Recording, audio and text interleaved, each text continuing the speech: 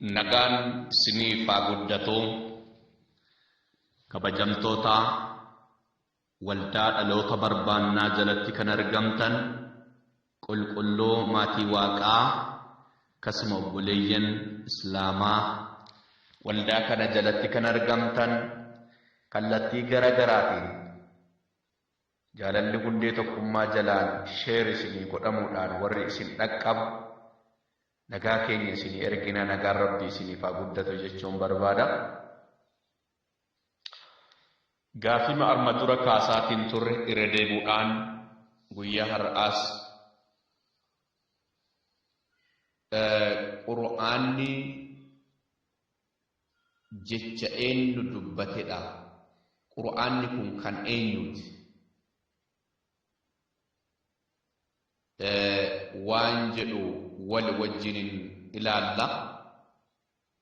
Qur'aanni jecha rabbii yoo ka jettan taate suuratul muddassir suuraa torbaatamii arfeeysoo lakkoofsa 24 irraa kaasnee jecha tokko tokko ilaallaa jechuudha. فقال إن هذا إلا سحر يؤثر إن هذا إلا قول البشر. قرآن كان إرى ورابني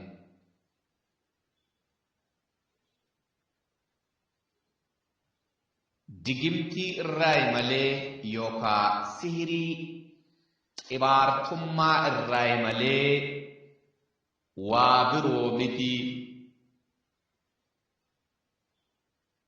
In haazaa illaa qawlul bashar. Qur'aanni kun jechuma namni je'e malee waa biroo miti je'ama asirratti. Naa tilmaamaa obboleeyyan kiyyaa lafa jirtanitti qur'aanni jecha rabbiitii akka hin taane qur'aanumatu dubbata.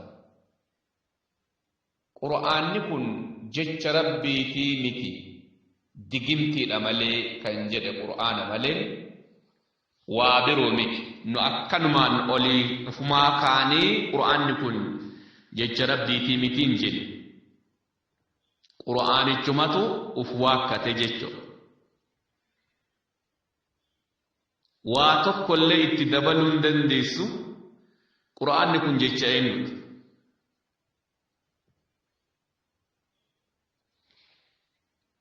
Faqaala ni jedhe in haazaa inni kun inni jechuun qur'aana bakka bu'a jechuudha. Haazaan qur'aana bakka buuti illaa sihiru yu'sa digimtii ifa galaadha jedhe qur'aanni kun.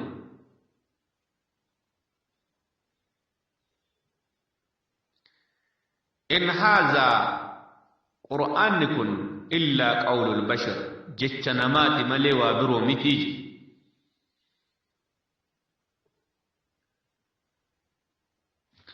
Obboleeyyan tiyya qur'aana dubbise malee waan biroo irraa hin dubbifne qur'aanni kun digimtii irraa kan qadda'amedha. Xibaartota irraa kan qadda'amedha yookaan kan waraabamedha jedhaa jira malee namoonni duuka buutuu kiristoosii ta'an tokko maqaa qur'aanaa balleessuudhaaf waan ka'anii miti. Qur'aanni kun jechuma ilmaan namaati malee waa biroo miti kan jedhu lafaa kaanee miti qur'aanumatu ofiin jedhe.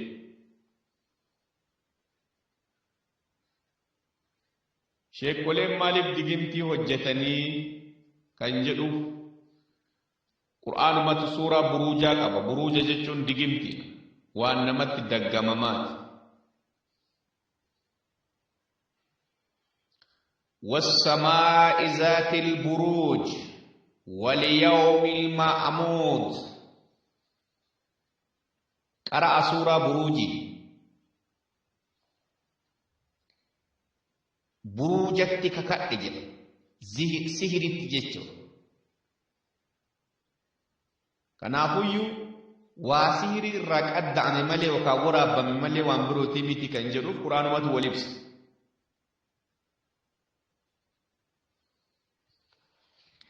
Araboonni nu beekan quraanichi jecha sihirii irraa qadda'ame yookaan waraabame akka ta'e.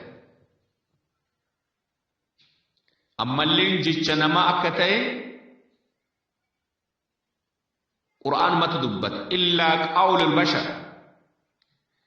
Jecha ilma namaa akka ta'e quraanumatu dubbata.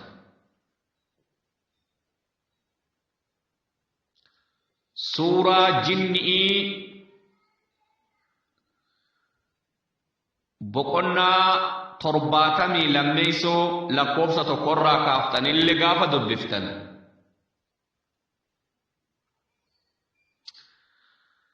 qul uuhiya ilayya أنه استمع نفر من الجن فقالوا إنا سمعنا قرآنا عجبا يهدي إلى الرشد فآمنا به ولن نشرك بربنا أحدا وأنه تعالى جد ربنا ما اتخذ صاحبة ولا ولدا. جد يا محمد وحي نتئفه جد يوكان مو إرغان نتئفه جد توتي جني الراتيان أكنا جدا توتا إنوت قمي إنو gumii jinnii irraa tayan akkas jedhan dhagaa innaa sami'naa qur'aanan ajabaa nuti qur'aana dinqisiisaa ta'e kana dhageeffanne jedhan eenyu tuuti jinnii yookaan shayxaana irraa tayan qur'aana ajaa'ibsiifatanii dhageeffatan fa'aamannaa bih ittillee amannee jedhan. Quraanni jecha eenyuuti tuuta jinnii turraa haasa'e jecha tuutni jinnii yookaan immoo jinnoonni irraa dubbatanidha malee jecha rabbiiti. Rabbitu an dubbadhe an akkana jedhe jedhee rabbiin maqaa ofii dha'ee quraana keessatti bakka takkatti illee hin dubbate. Dubbate yoo jettan meetida ani rabbi akkas jedhe ani rabbi akkana ta'a jedhee isin ajajeera yookaan Muhammad immoo rabbiin akkas jedhe kan jedhe yookaan Muhammad rabbitu ana erge kan jedhe hin argitan quraana keessa. Egaa woomuma ilmaan namaa dubbatan qawla al-bashar jechuma ilmaan namaati. Si'irun yuhsar digimti marraa kan waraabamedha. Nafaruu min al-jinn wama tuuti jinnii irraa odeeffamedha dubbiin kun malee waan biroo miti. Buruuju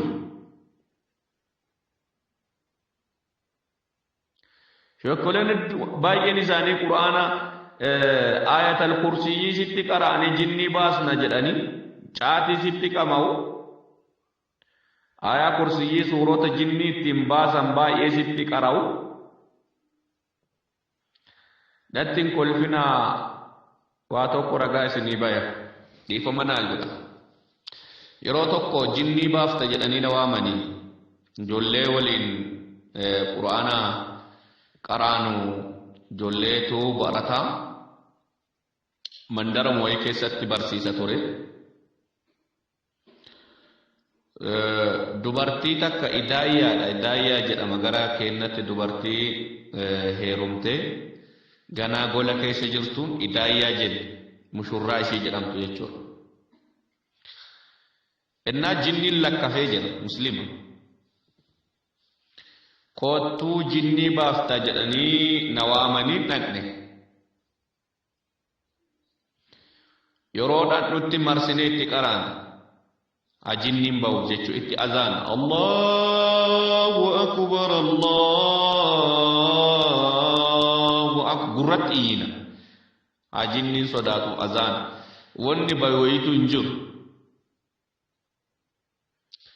wanni bayoyitu hin jiru quraanatti qaraan suuraa yaasinii faqquloota أعوذ بالله من الشيطان الرجيم أعوذ بالله من الشيطان الرجيم أعوذ بالله من الشيطان الرجيم أعوذ بالله من الشيطان الرجيم بسم الله الرحمن الرحيم قل أعوذ برب الناس ملك الناس إله الناس جنة قرآن قل أعوذ برب الفلق من شر ما خلق قل هو الله أحد الله الصمد إسان كان نتران أعوذ بالله من الشيطان الرجيم ياسين ياسين كانوا اتقارات أول تبيت سورة الجن فاو وانا مغارغارا بروج مكان وما غور اتقارات أول شيء نقراس سيامو إني وان ديني جد أماو تجرام فنياني تنما غوبان چنچسني وانا كا قريچ سودان الرابطة ما تجرام isa kana funyaanitti qabanii isa kanaan iyyisiifta migar manoo isheen takka dootee turte yeroo tokko bara 88 naannoo sanan baay'ee xiqqaadha waliin dhandheetiin obboleettii ama mishineerii kennaa tokko muji obboleessa ishee waliin qaraani quraana ishee jinni irraa baasuudhaaf otootti iyyinoo dinni sanatti qabee isheen ni kennu yaa hunduute ummanni keenya gara laafeessa waan ta'eef isheen illee homaan jennee yaa duute amrii rabbiitu qabee ajaluma turra ga'ee jennee akkasumatti fafakkeessinee duute dubartittiin. Egaa marsiniitti qaraana turre dubartittiitti nu amantaan. Marsiniitti qaraana jinnii haa keessaa ba'uuf innaa suuta ija keessa na laalte atamma imaama keenya naan jette. Maal jechuudha an amma karaa birooti yoo laallu amma irra taa'ee yeroo sana yoo yaadu lakkaanini imaama jinnii ture imaama keenyaa naan jette ati amma imaama keenyaa yookaan immoo kan nu salaachisuudha sitti agarsiisu obboleessa koo obboleettii koo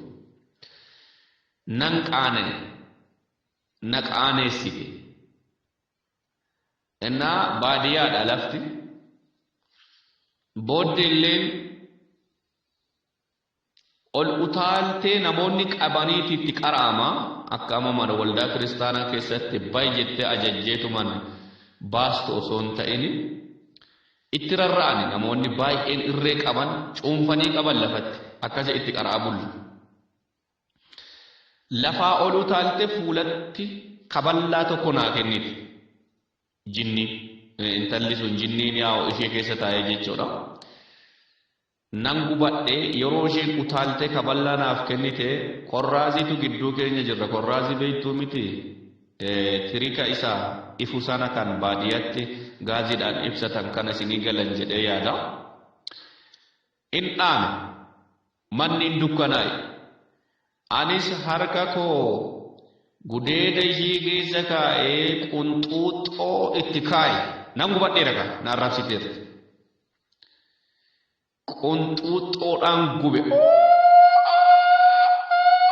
iyyite yeroo isheen iyyite jinniin iyyaa jira itti qaraa jedha auzu billaahi mina shayxaani rajiim auzu billaahi mina wanitti iyyaa manni dukkana'an qunxuuxoodhaan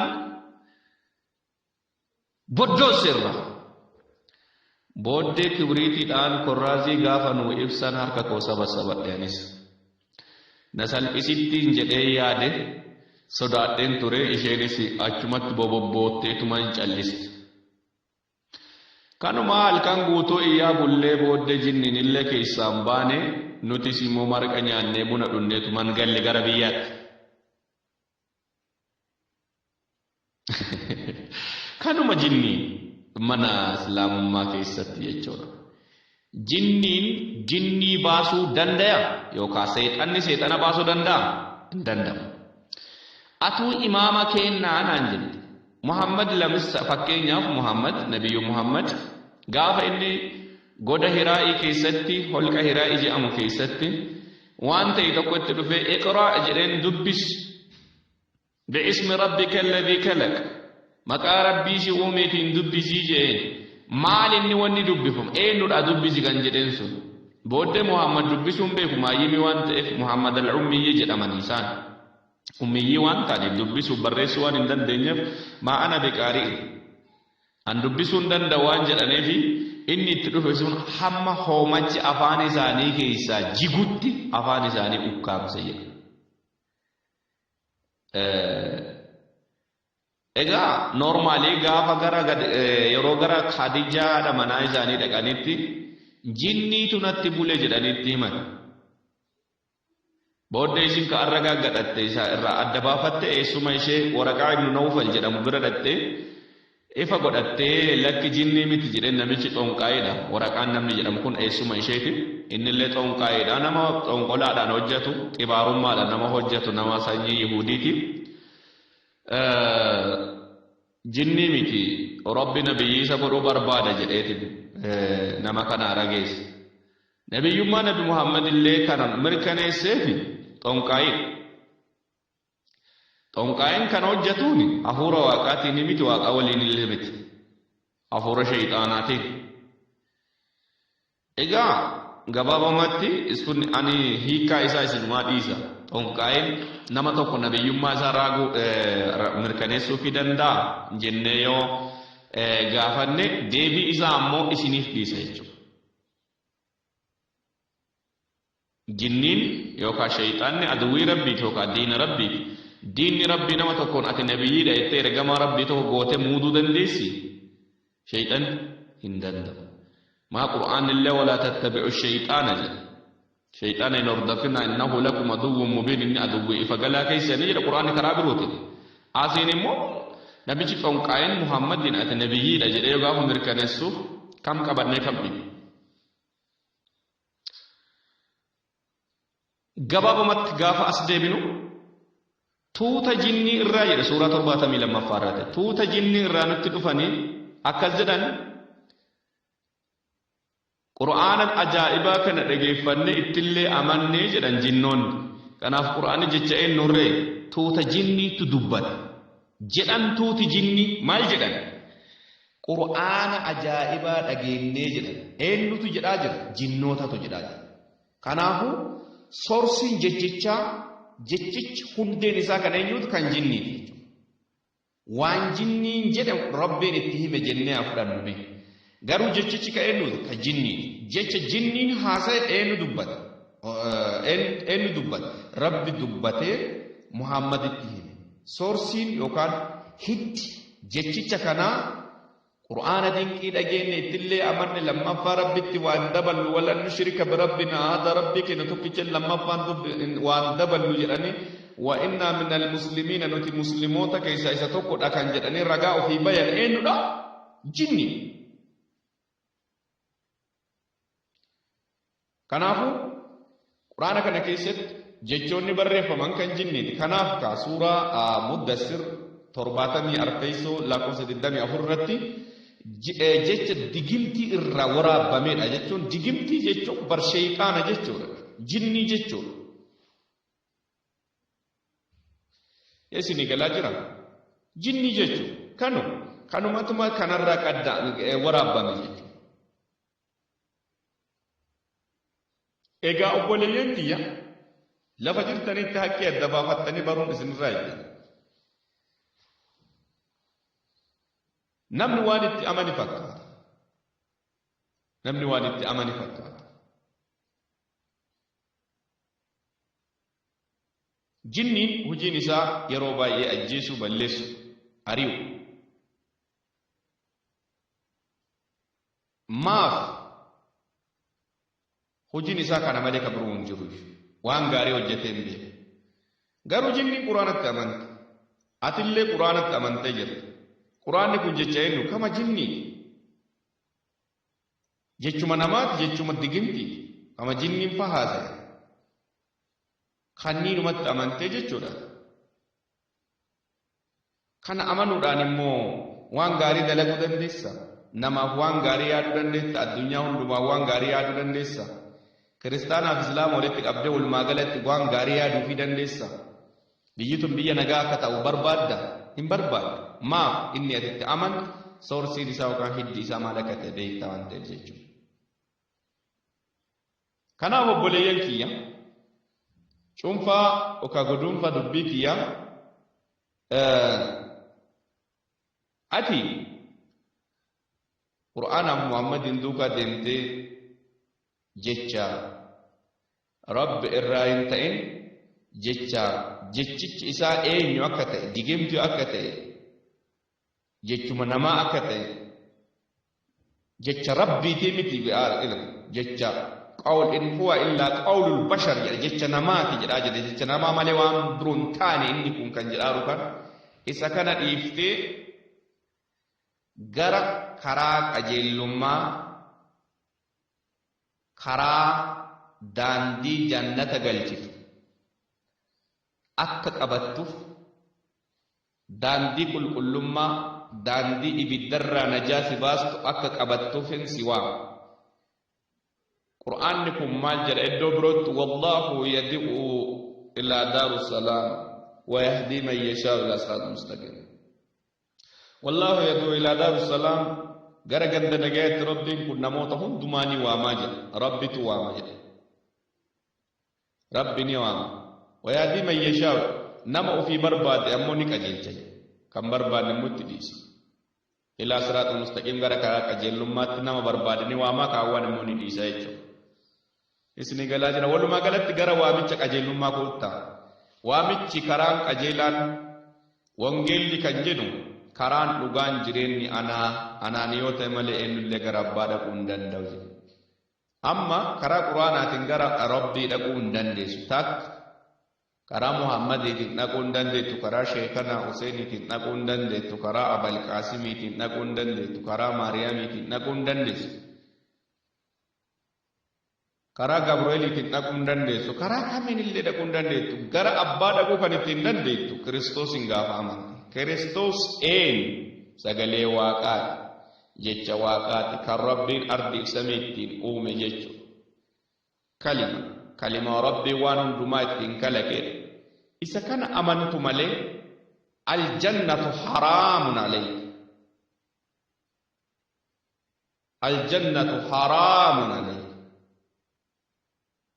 In shakkin jannanni sirratti haraam hin dandeessu akkamitti dandeessu atamma waa'ee kiyya gaafa yaaddu waan gaarii naa yaadda uduu rabbiin isa ajjeesinaan hin jedhu namoota baay'eetu karaa keessaan dhufee na aba rabbi si haa gombisu si haa ajjeesu billaa fanatti mul'isu kanaan garaa keessi tarattartullee foon tarattarta malee lubbuu kiyyan tarattartu si jammara wanni jiraadhuuf lubbuu kiyyaaf malee foon kiyyaaf miti foon kiyyaa mala barri jiraattuun jiraata abbaan barbaade yoo tarattare ajaarraan qabu. Gara abbaa kiyyaa deemu gara boqonnaa kiyyaa maaf Kiristoos iddoo isinii qopheesseera nuun jedha wangeela Yohaannis boqonnaa 14:1 irraa kaaftanii garaan keessanii shakkiin ajaa'achuu nuun jedhee deebee isin fudhadha nuun jedhee ana abdii qaba warri abdii hin qabne immoo billaan si sodaachisa waan godhaaraan hin beekan foon deebee maal ati waraante ajjeefte koronaan ajjeesee taayifoodiin ajjeese du'uun du'uma minim ibiddaan ajjeefte waanuma barbaadde waami maqaa isa ka ajjeeftu maali foon si jammar inni du'aadha. Kanaan seexanni abdee murachuu akka murattuufan dubbadhe gara Kiristoos isa lubbuu kan kee ibidda bara baraa kan galle siif gara biyya lafaa dhufe kanatti amaniin siin jedha. Isa malee abdiin jannataa gonkumayyuu jireenya kee irratti hin argamu. Jannanni Yesuusiin qofaa malee karaa birootiin akka argamne beektanii Kiristoos fayyisaa lubbuu keessanii akka ta'e godhu. Kiristoos jechuun jechuma afaan Giriikiiti. Kiristoos afaan Oromootti yoo deebifne fayyisaa jechuudha. Fayyisaa jechuudha. Iyesuus fayyisaa. Yesuus kan jennu Yesuus afaan Amaaraatiin miti addaanyi jechuudha Yesuus biyyootuma Oromaarraa kan dhufan yookaan immoo Arabiffaan Iisaa jennee kan waamu Almasiih Iisaa Almasiih alladhii yumassah yumassihaka nafsak isa lubbuu kee fayyisu jechuudha isa lubbuu kee ibiddarraa haq najaa kasi baasu jechuudha isa amantu malee fayyaan jireenya bara baraan argata akkuma hinnaa islaamummatti shaadaa deebitu gara yesuusitti yoo shaadaa deebite malee jannanni haraama sirratti barakaata kanan siidhaamaa jechuudha gooftaan bara keessanaa eebbisu